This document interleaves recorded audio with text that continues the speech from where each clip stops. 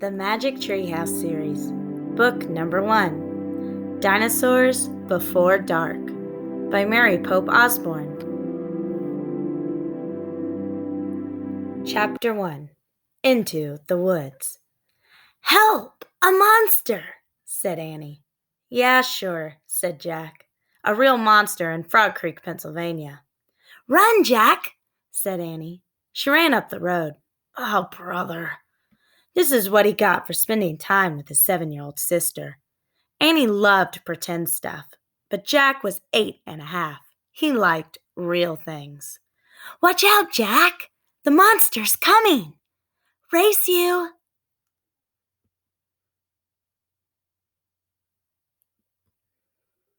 "No, thanks," said Jack. Annie raced alone into the woods. Jack looked at the sky. The sun was about to set. "Come on, Annie. It's time to go home."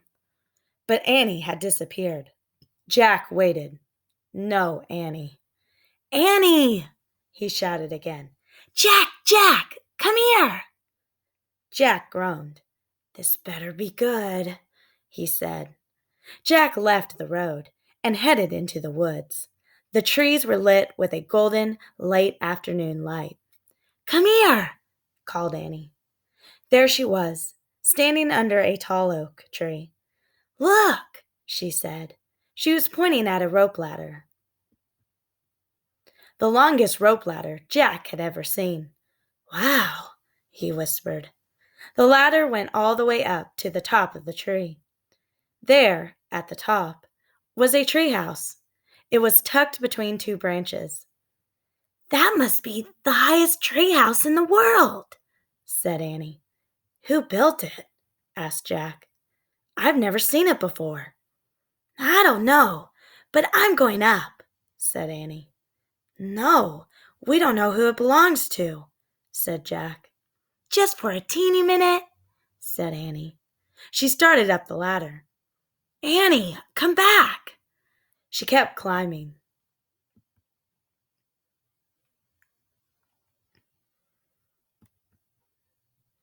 Jack sighed. "Annie, it's almost dark. We have to go home." Annie disappeared inside the treehouse. "Annie!" Jack waited a moment. He was about to call again when Annie poked her head out of the treehouse window. "Books!" she shouted. "What?" "It's filled with books." Oh, man. Jack loved books. He pushed his glasses into place. He gripped the sides of the rope ladder, and up he went. Chapter 2, The Monster. Jack crawled through a hole in the treehouse floor. Wow! The treehouse was filled with books. Books everywhere. Very old books with dusty covers, new books with shiny, bright covers. "Look! You can see far, far away," said Annie. She was peering out the treehouse window. Jack looked out the window with her. Down below were the tops of the other trees. In the distance, he saw the Frog Creek Library. The elementary school, the park. Annie pointed in the other direction. "There's our house," she said. Sure enough, there was their white wooden house with the green porch. Next door was the neighbor's black dog, Henry. He looked very tiny. "Hi, Henry!" shouted Annie. "Shush!" said Jack. "We're not supposed to be up here." He glanced around the treehouse again. "I wonder who owns all these books," he said. He noticed bookmarks were sticking out of many of them. "I like this one," said Annie. She held up a book with a castle on the cover. "Here's a book about Pennsylvania," said Jack. He turned to the page with the bookmark. "Hey, there's a picture of Frog Creek in here," said Jack. "It's a picture of these woods." "Oh, here's a book for you," said Annie. She held up a book about dinosaurs. A blue silk bookmark was sticking out of it. "Let me see it." Jack set down his backpack and grabbed the book from her. You look at that one, and I'll look at the one about castles, said Annie. No, we better not, said Jack. We don't know who these books belong to. But even as he said this, Jack opened the dinosaur book to where the bookmark was. He couldn't help himself. He turned to a page of an ancient flying reptile, a pterodon. He touched the huge bat-like wings. Wow, whispered Jack. I wish I could see a pterodon for real. Jack studied the picture of the odd-looking creature soaring through the sky. Ah! Screamed Annie. What? Said Jack. A monster! Annie cried. She pointed to the treehouse window. Stop pretending, Annie, said Jack. No, really, said Annie. Jack looked out the window. A giant creature was gliding above the treetops. He had a long, weird crest on the back of his head, a skinny beak, and huge bat-like wings. It was a real, live pterodon. The creature curved through the sky. He was coming straight towards the treehouse. He looked like a glider plane. The wind began to blow. The leaves trembled. Suddenly, the creature soared up, high into the sky.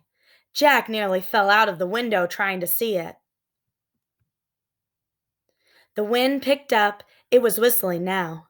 The treehouse started to spin. What's happening? Cried Jack. Get down! Shouted Annie.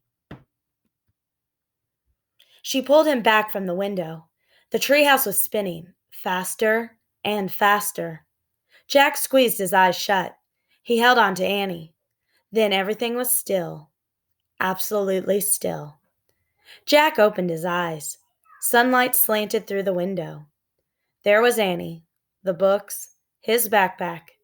The treehouse was still high up in an oak tree, but it wasn't the same oak tree. Chapter 3. Where is here? Jack looked out the window. He looked down at the picture in the book. He looked back out the window. The world outside and the world in the picture, they were exactly the same. The pterodon was soaring through the sky. The ground was covered with ferns and tall grass. There was a winding stream, a sloping hill, and volcanoes in the distance. Where are we? Stammered Jack. The pterodon glided down to the base of their tree. The creature coasted to a stop and stood very still. What happened to us? Said Annie. She looked at Jack. He looked at her. I don't know, said Jack. I was looking at the picture in the book.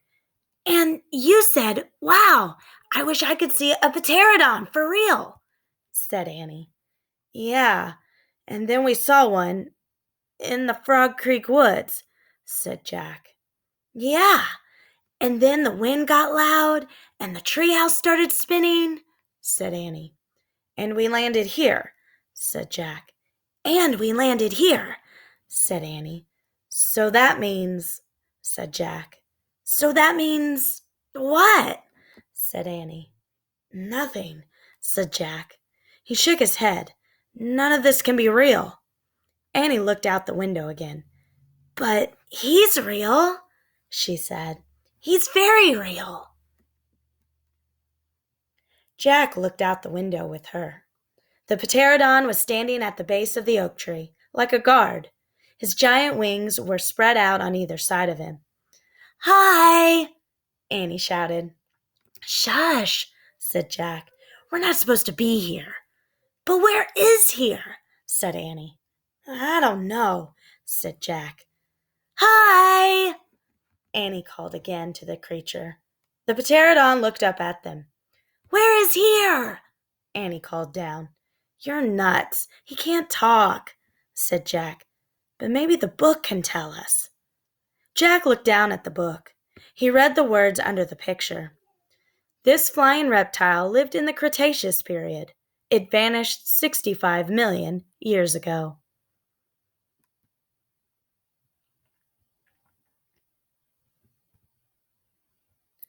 No, impossible. They couldn't have landed in a time 65 million years ago. Jack, said Annie. He's nice. Nice? Yeah, I can tell. Let's go down and talk to him. Talk to him? Annie started down the rope ladder. Hey! Shouted Jack. But Annie kept going. Are you crazy? Jack called. Annie dropped to the ground. She stepped boldly up to the ancient creature. Chapter 4. Henry. Jack gasped as Annie held out her hand. Oh, brother. She was always trying to make friends with animals, but this was going too far. Don't get too close to him, Annie, Jack shouted. But Annie touched the pterodon's crest. She stroked his neck. She was talking to him. What in the world was she saying? Jack took a deep breath. Okay, he would go down too. It would be good to examine the creature, take notes like a scientist. Jack started down the rope ladder. When he got to the ground, Jack was only a few feet away from the creature. The creature stared at Jack. His eyes were bright and alert.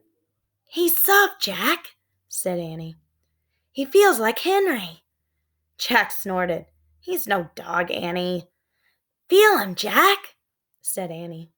Jack didn't move. Don't think, Jack. Just do it. Jack stepped forward. He put out his arm, very cautiously. He brushed his hand down the creature's neck. Interesting. A thin layer of fuzz covered the pterodon's skin. Soft, huh? Said Annie. Jack reached into his backpack and pulled out a pencil and a notebook. He wrote, Fuzzy skin.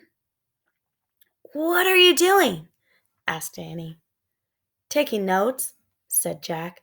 We're probably the first people in the whole world to ever see a real live pterodon. Jack looked at the pterodon again.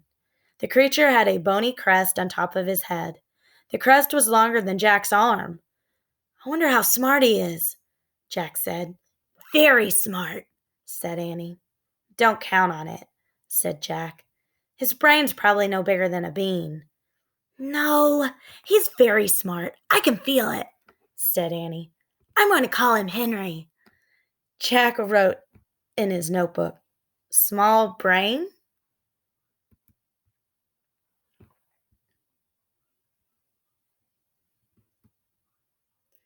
Jack looked at the creature again.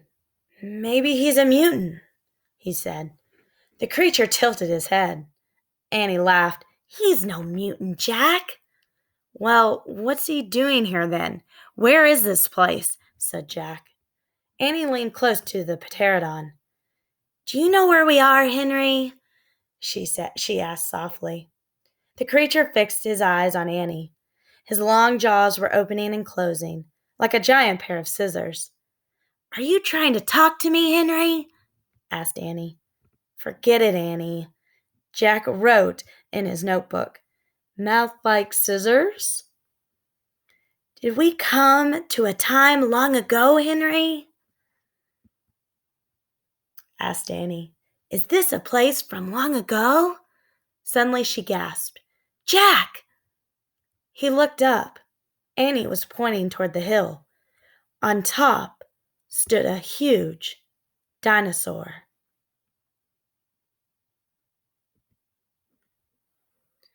We'll find out what happens tomorrow.